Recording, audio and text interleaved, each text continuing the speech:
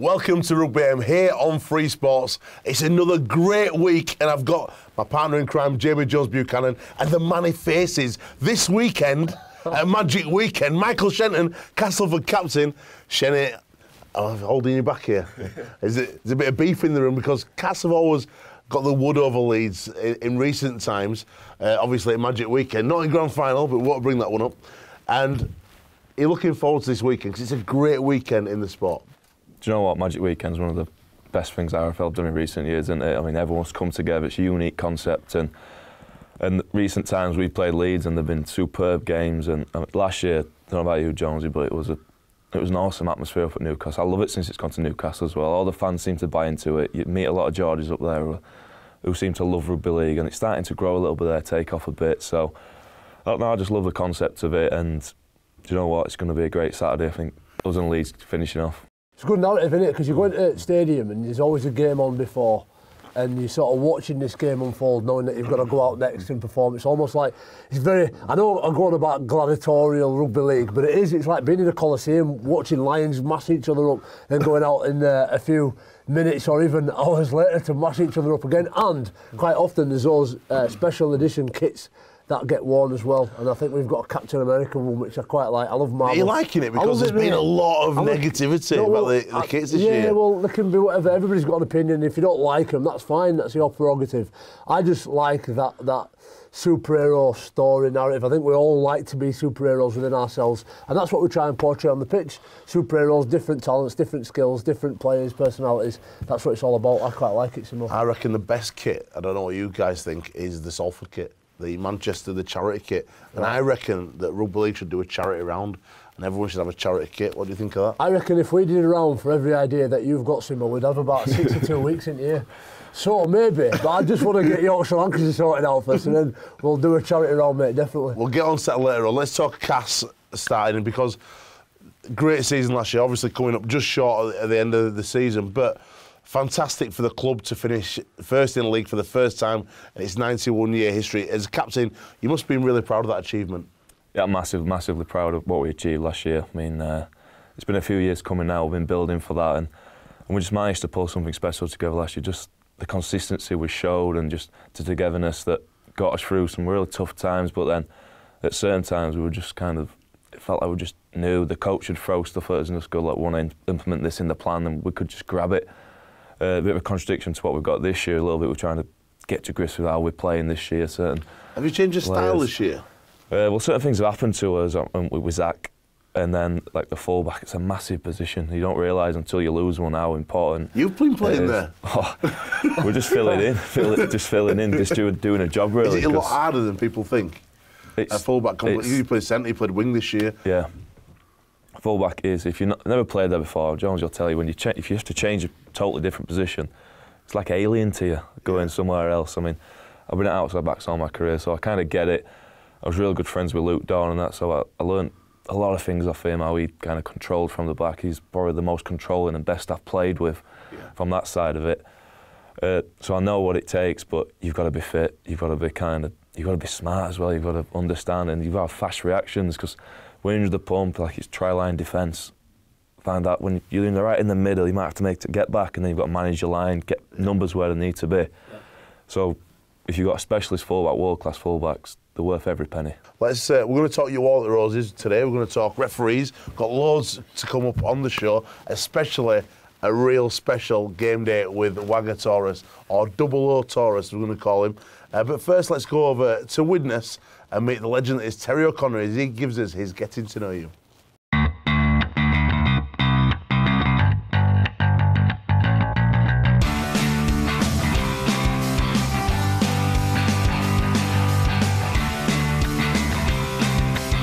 My hero growing up was a man who played at Widnes called Steve O'Neill. He wasn't the biggest of prop forwards, and now when I see him at 60 years of age, he's probably shrunk about a foot, but tough as nails, and he was my hero. I wasn't a rugby player, probably be either in prison or working on a building site. I was a joiner by trade, so hopefully I still would have been doing something like that and not been in prison.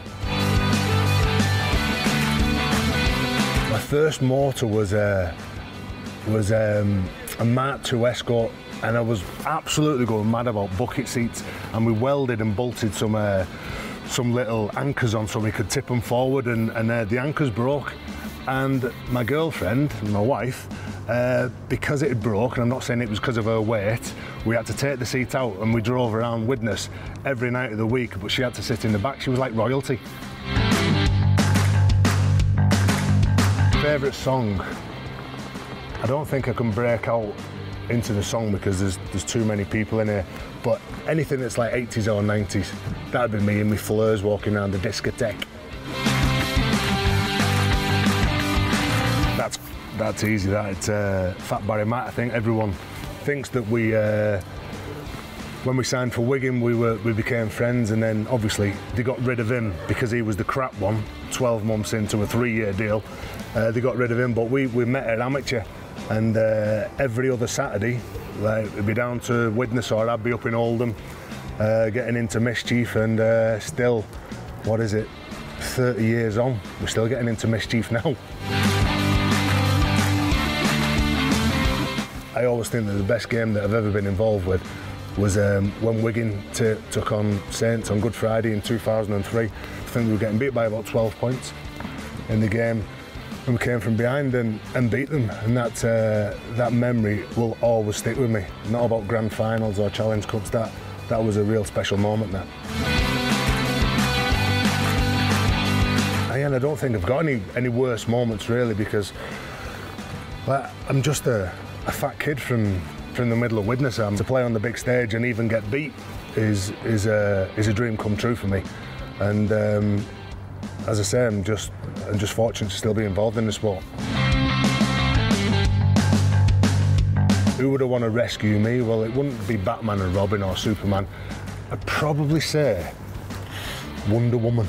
I'd love Wonder Woman to rescue me and just carry me off down the road. Yeah, probably Wonder Woman. I went to watch Michael Jackson in 1988, but even after seeing Michael Jackson, got to be take that.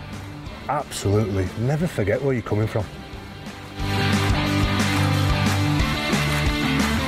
Benidorm, absolutely love it. Gutted that it's finished after about 10 years now.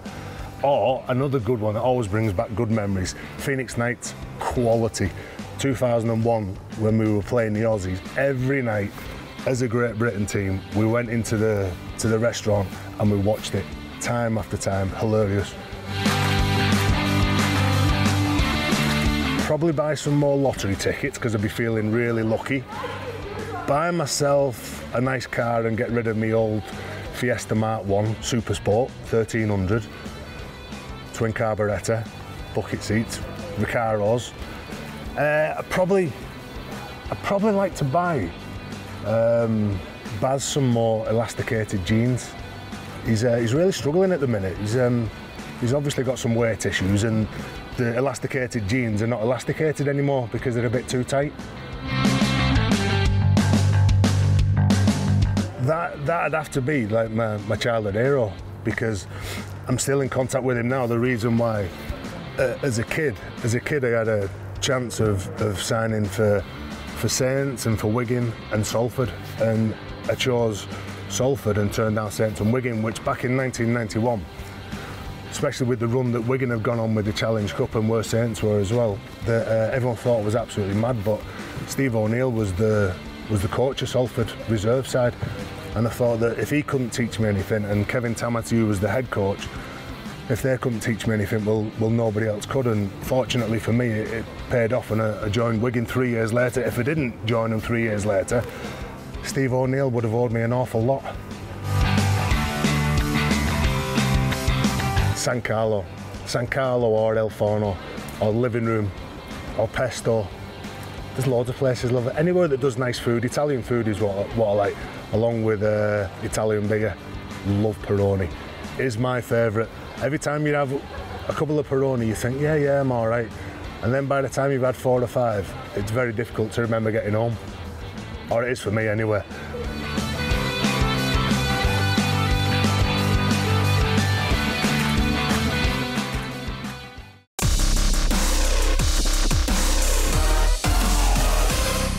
Big thanks to Tez there for being so honest, and mate, he's so funny. And big thanks to Sky for letting him do it as well. Yeah, absolutely. Do you know what? Barry and Tez are great characters that sometimes they've got to reel it back, haven't they, because they're doing it on such a high platform. But it's good to hear their stories. That's one of my favourite features, Simo. Let's talk about Challenge Cup now, because the 5th round was very eventful. A couple of near misses, especially for you guys. One thing I wanted to mention though is attendances were so poor across the board. And do we need now to look at the Challenge Cup and say, right, it needs a kick in the lick, it needs a facelift, it needs some work doing.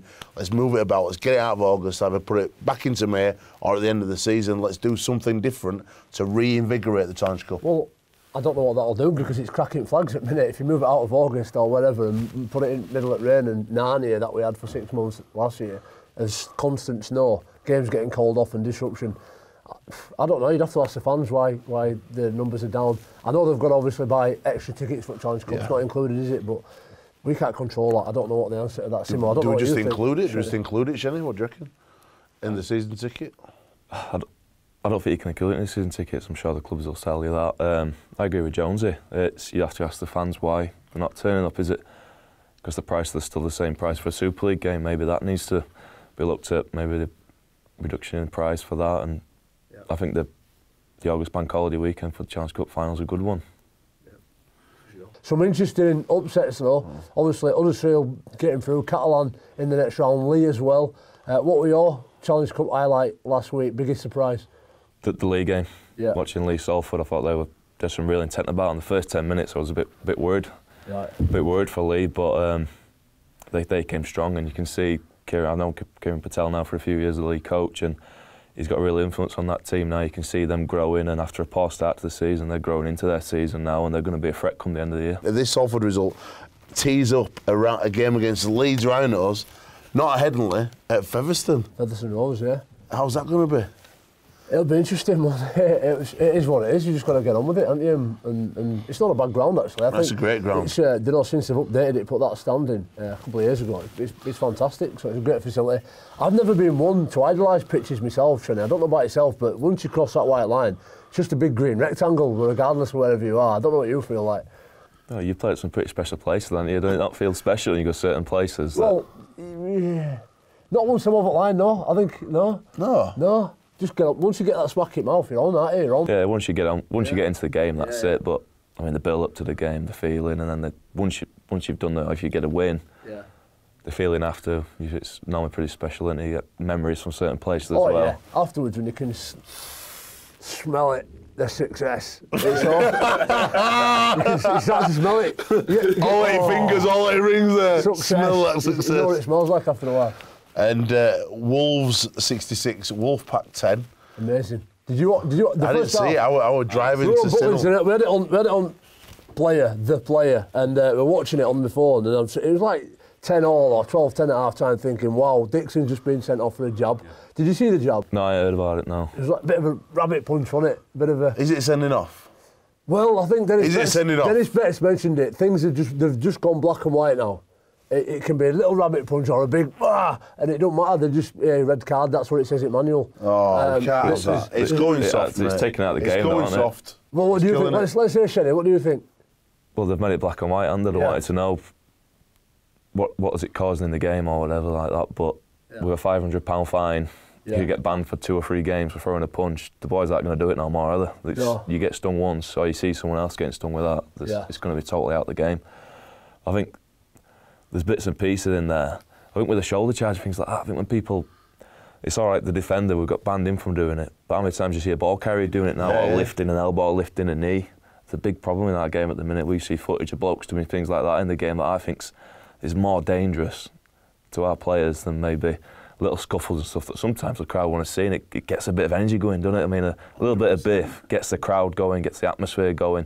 You'll know. So there's some things that I've seen, and it's not the referee's fault at all. I'm not moaning here, because I think what's gone on is they've just taken the interpretation side out of it, and the personality and the ability to read a situation and said, right, it's black and white. So anything that looks like it's going horizontal in a tackle, when they start to take penalty blown. If you make contact with anybody in the air, if anybody jumps for a high ball, you cannot lay a finger on them until they hit the floor again.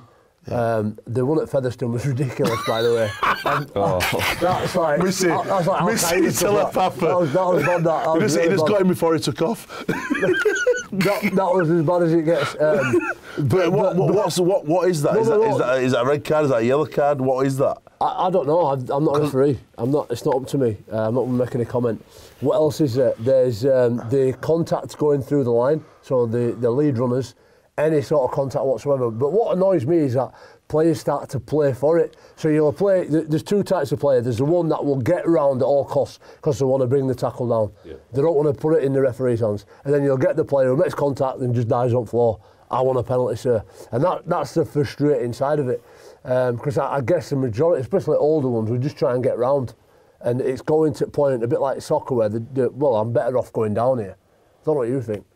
Yeah, they can get an easy option that way, but why has it got to that? I think it's players going, well, they're seeing different standards on a field. Yeah. We had a little bit of controversy at our game against St Helens at the weekend, is kicks going up and people running people off the ball. So we got penalised for that, running people so our wingers can catch the ball, basically defending out, which every kind does. And they've started highlighting that this year. And it felt like Saints did the same stuff. Yeah. But the interpretation from the referee is that no, he stood his ground, he can do that. Your guys moved in the other player's way. The Castleford players moved into St Helens Chaser's way. That's why that's a penalty. Saying you didn't get a penalty because Saints did it, because he hasn't. But you look at it on video, you're like, they're the same. So, boys, we have obstruction at the minute. It's getting out of hand, isn't it? I mean, when it's a Sky game, it's doing everyone's head in. Yeah, it's. What do we do? What we need to make it. What do we do to fix it? Well, we had a problem a few years ago, didn't we, about a massive obstruction. Then it kind of went away. The ref said, right, you've got to get through the line. You've got to come on a bit of an unders angle. You can't run. You've got to find space, get through the line, so you're not obstructing anybody. And it's got to a bit now where people have taken a bit more. The lead runners, normally when the guy's coming out the back, are just maybe scooping out a little bit, touching somebody, staying in the line.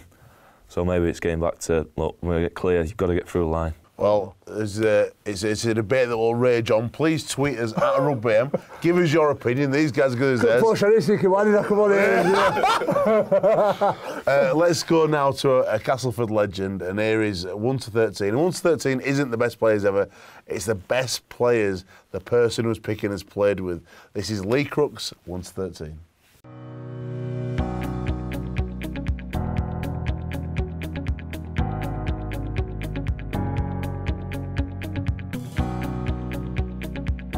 Hello, my name's Lee Crooks and I'm going to nominate my all-time best 13 players.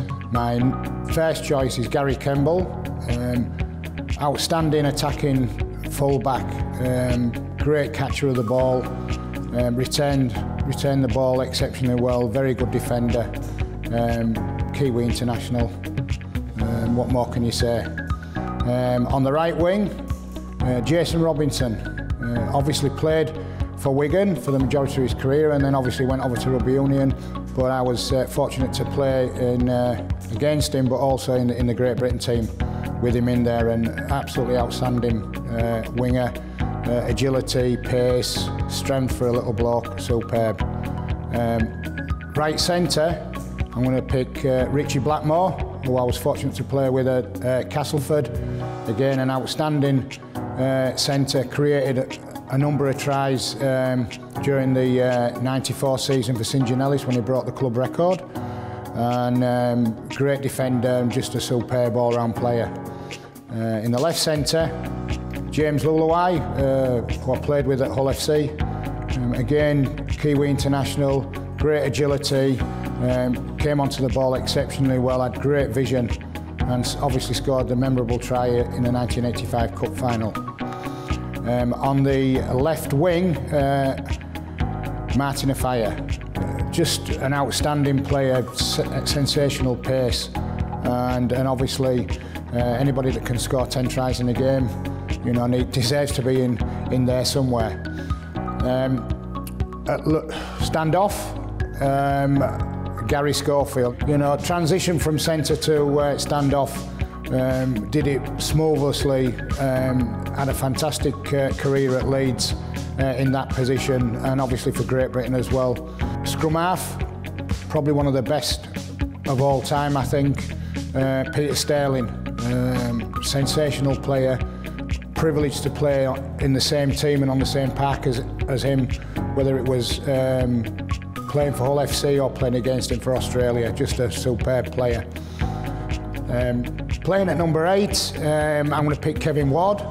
His career sort of was a bit up and down at first, and then all of a sudden he injected himself into the game around about the time that just before I went to Castleford, and from then on, I was an outstanding front row forward. Went over to Australia, played for Manly in the grand final, and obviously played a number of games for Great Britain against Australia. Just an outstanding talent. At hooker, Benny Elias. I played with Benny at Balmain Tigers in '87. Again, I played against him for Great Britain against Australia. Again, another outstanding player, great dummy half, where used to pick up the ball, great lines out of dummy half. Good defender, and most of all, he was an irritant. Nobody liked him. Nobody liked to play against him. He was a complete nuisance. On the other side, at number 10, Steve Roach. Blocker was uncompromisable, really.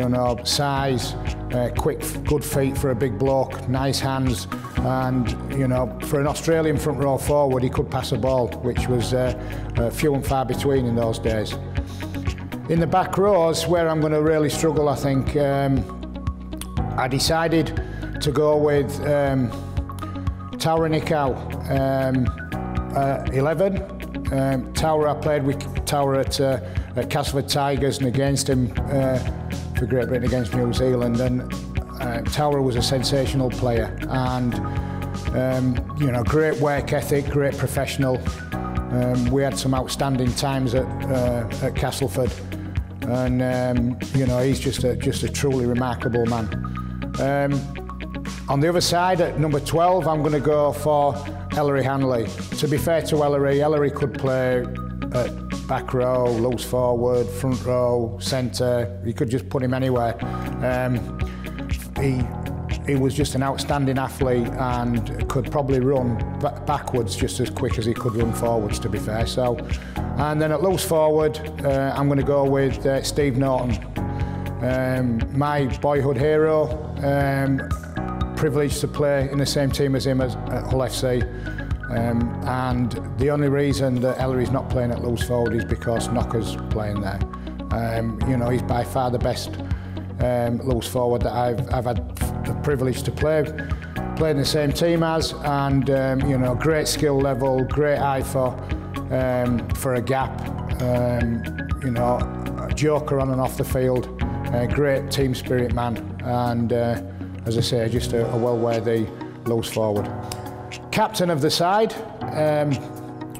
it would probably be a choice between 3 players really, Taura Nikau, Ellery Hanley or Gary Schofield, the legend himself, and I'm going to go with Gary because if I don't, he'll probably never forgive me. As a coach, I've always said all along that Arthur Bunting was the best coach that I had, and that's not disrespectful to any of the other coaches. Malcolm Rayleigh, who coached me at Leeds and got the best out of me when he was there, and also for Great Britain. Also Darren van der Velde, who I really appreciate and know a lot to at my time at Castleford. But Arthur got the best out of me at my time at Hull. He looked after me, was a father figure, and it's a privilege for me to put him as a coach of my best all-time fair team.